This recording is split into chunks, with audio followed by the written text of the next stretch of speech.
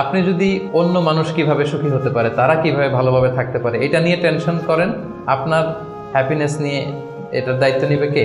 কাউকে দান করেন, চ্যারিটি করেন, ডোনেশন করেন, এটা করার পরে যে কি সুখানুভূতি, অনুভূতি কি আর বোঝানো যায় না? ওটা অনুভব করতে হয়, এটা আপনি অনুভব করবেন এবং যারা আপনার এটা করেন নিশ্চয়ই অনুভব করেছেন। তো এটা যদি আমাদের মধ্যে থাকে, এটা আপনাকে হ্যাপি করবে।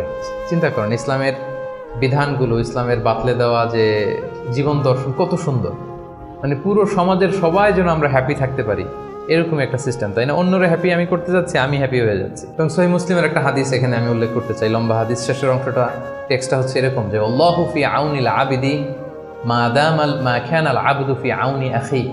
রাসূল সাল্লাল্লাহু আলাইহি ওয়াসাল্লাম বলেন, আল্লাহ তাআলা ততক্ষণ পর্যন্ত বান্দার সাহায্যে থাকে যতক্ষণ পর্যন্ত বান্দা তার ভাইয়ের সাহায্যে থাকে। কথাটা বুঝতে পারছেন? আই রিপিট, আল্লাহ তাআলা ততক্ষণ পর্যন্ত কোনো বান্দার সাহায্যে থাকে যতক্ষণ পর্যন্ত এই বান্দা তার ভাইয়ের সাহায্যে থাকে।